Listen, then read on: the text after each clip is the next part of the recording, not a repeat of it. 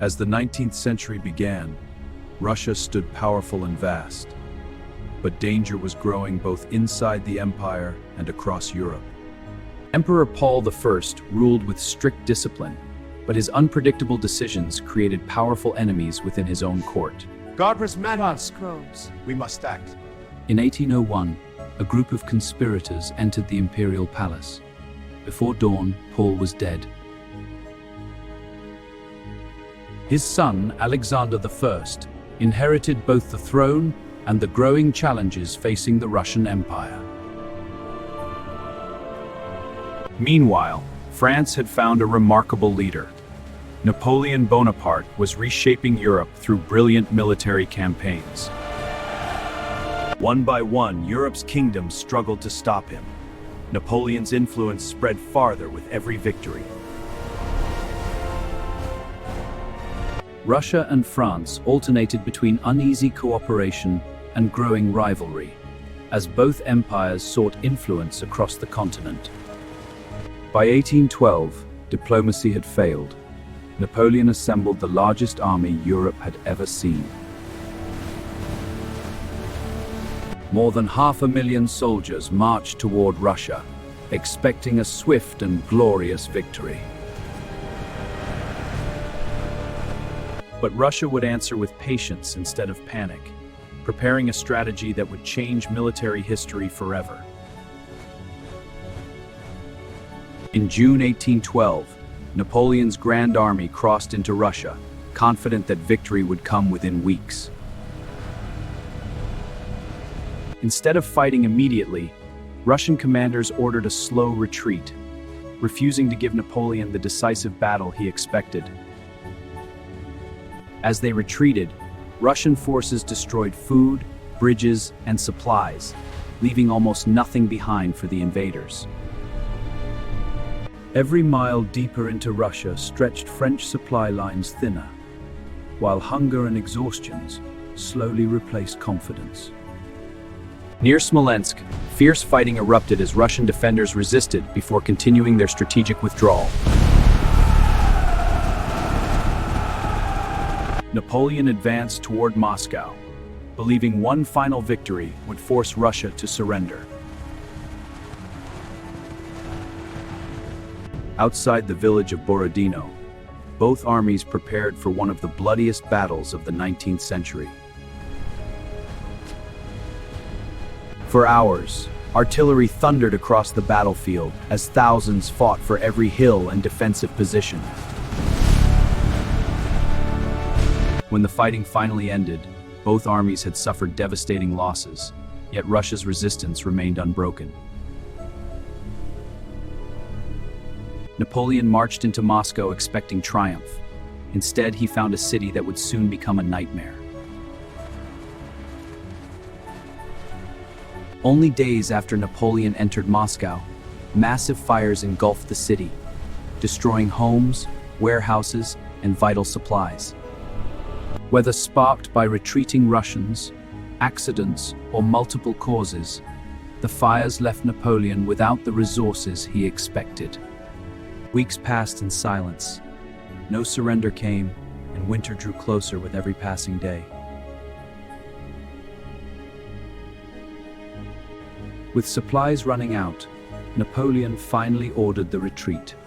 The long journey home had begun. Freezing temperatures, hunger, and constant attacks steadily reduced one of history's greatest armies. The Russian army pursued relentlessly, striking weakened columns without risking a reckless confrontation. At the Berezina River, desperate soldiers fought to cross collapsing bridges under relentless pressure. Thousands never reached the opposite bank. The retreat became a symbol of unimaginable suffering. By the campaign's end, only a fraction of the Grand Army returned from Russia.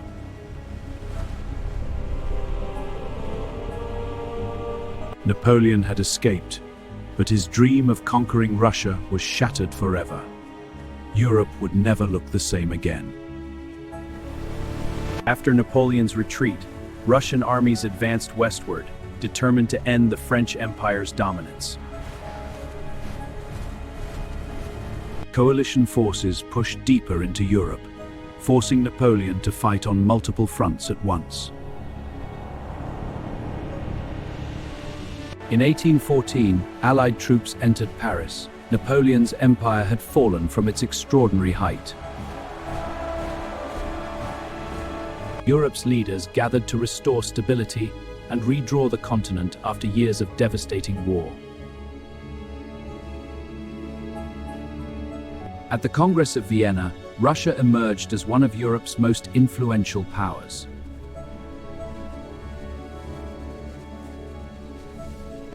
The French ideas of constitutional limits on power are compelling. Yes, but can the way work within our autocratic system? We must try. Our nation needs these reforms. When Alexander I died in 1825, uncertainty over the succession quickly spread through the empire. A group of reform-minded officers refused to accept the new order, demanding constitutional change as tyranny. We demand a constitution. Yes, we must act now for Russia. In December 1825, thousands gathered in Senate Square. The Decembrist revolt had begun. The uprising was crushed, and Nicholas I became emperor, determined to strengthen order and absolute authority. Nicholas I believed absolute authority would preserve Russia's strength in an age of growing political unrest. The empire expanded deeper into the Caucasus, where years of difficult mountain warfare tested Russian determination. Railways, factories, and new industries slowly appeared, but Russia still lagged behind several Western European powers. By 1853, rising tensions around the Ottoman Empire pushed Europe toward another devastating conflict. Britain and France joined the war alongside the Ottoman Empire, creating a powerful coalition against Russia.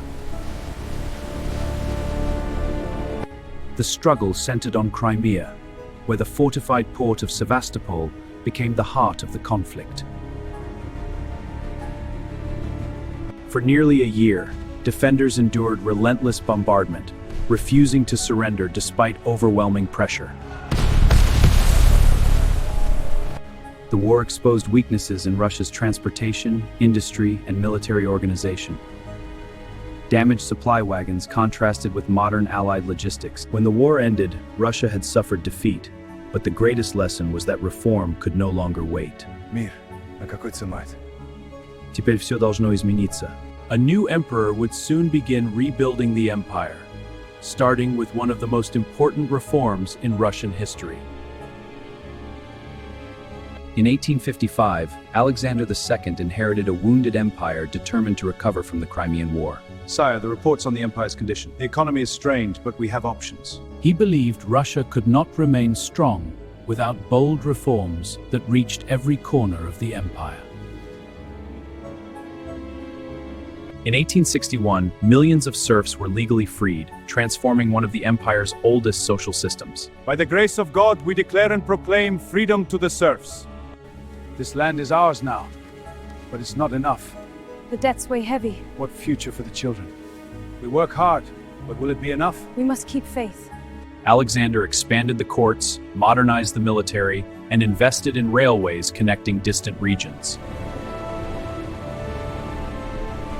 Factories multiplied, cities expanded, and industry accelerated across the empire during the late 19th century. Even as progress continued, revolutionary groups demanded faster political change and greater personal freedoms. Several attempts were made to assassinate the emperor, yet Alexander refused to abandon his reform agenda. Don't be deterred! Press on with the reforms! In 1881, another attack succeeded. Alexander II died from wounds suffered in a bombing. His death ended an era of reform, while a new generation of rulers prepared a far more conservative path. Alexander III strengthened imperial authority, believing stability depended on order, loyalty, and centralized rule. Railways stretched across the empire, linking distant cities and opening vast new regions to trade and settlement. Factories expanded rapidly, drawing thousands of workers into growing industrial cities filled with opportunity and hardship. In 1894, Nicholas II became emperor, inheriting an empire larger than any other on earth. Nicholas believed deeply in absolute monarchy, even as society demanded political representation and reform. The times of disasters. Order will be shut on. In 1904, war with Japan challenged Russia's confidence and exposed serious military weaknesses. Defeat shocked the empire, fueling unrest among workers, students, and ordinary citizens across Russia. In 1905, peaceful demonstrators marched toward the Winter Palace, hoping the emperor would hear their voices. Gunfire shattered the silence. The tragedy of Bloody Sunday forever damaged the people's trust in the monarchy. Though reforms were promised, deeper problems remained unresolved. A greater storm was already approaching Europe. As Europe moved toward war, another crisis unfolded inside the royal palace, one hidden from the public eye. The heir to the throne, Tsar Alexis, suffered from hemophilia, a condition few understood at the time. Desperate for hope, the imperial family turned to a wandering Siberian mystic named Grigory Rasputin. After several visits, the royal family believed Rasputin could calm Alexei's suffering, increasing their trust in him. Rumors spread quickly. Many nobles feared Rasputin held dangerous influence over the royal court. Newspapers, gossip, and political rivals fueled stories that damaged the monarchy's public reputation. Some accusations about Rasputin became legendary, while others remain debated by historians even today. Gentlemen, we must act. Rasputin's influence is destroying the monarchy. The Tsariman is blind to the danger. Then it is settled. Rasputin must be removed. Rasputin was murdered in December 1916, but his death could not restore confidence in the imperial government. The empire had lost more than a mystic. It had lost precious time, while an even greater disaster was already unfolding. In 1914, Europe erupted into war. Long-standing alliances pulled nation after nation into a global conflict. Russia mobilized to support Serbia and confront the Central Powers, sending millions of soldiers toward the front. I must go now. Stay strong. The nation expected a quick victory. Instead, the war became longer and deadlier than anyone imagined. At Tannenberg, Russian armies suffered one of the most devastating defeats of the entire war. Losses mounted rapidly.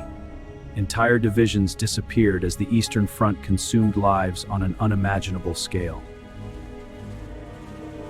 Back home, factories struggled to meet wartime demands while inflation and shortages burdened ordinary families. Faith in the government weakened as military defeats and economic hardships spread across the empire. Down with the war! We demand and praise the Kasakita! In 1915, Nicholas II took personal command of the army, hoping to inspire victory. At headquarters, he was greeted by his officers before they turned to study the battlefield maps. The decision tied every future defeat directly to the emperor, further damaging public confidence in his rule. By the winter of 1917, the Russian Empire stood exhausted. Revolution was no longer a distant possibility. In February 1917, bread shortages sparked protests that quickly spread across the streets of Petrograd. Хлеба! Массово дальше ждать! Workers abandoned factories, demanding bread, peace, and an end to the suffering caused by war. The government ordered soldiers to restore order, but many refused to fire on their fellow citizens. In the snowy streets of Petrograd, soldiers lowered their rifles as protesters cautiously approached. Entire military units joined the demonstrators, and the capital slipped beyond the government's control.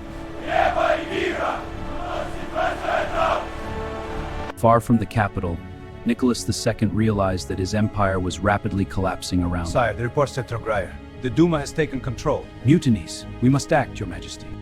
On March 15, 1917, Nicholas signed the abdication document, ending more than 3 centuries of Romanov rule. It is done. With the emperor's resignation, the Russian Empire officially came to an end after nearly 2 centuries. A provisional government assumed power, promising reforms while struggling to control a nation in turmoil. We must enact reforms immediately. The streets are already in chaos. The old empire had fallen, but peace did not arrive. New conflicts were already beginning to reshape Russia's future. For nearly 2 centuries, the Russian Empire had transformed continents, survived invasions, and shaped world history, before finally giving way to a new revolutionary age.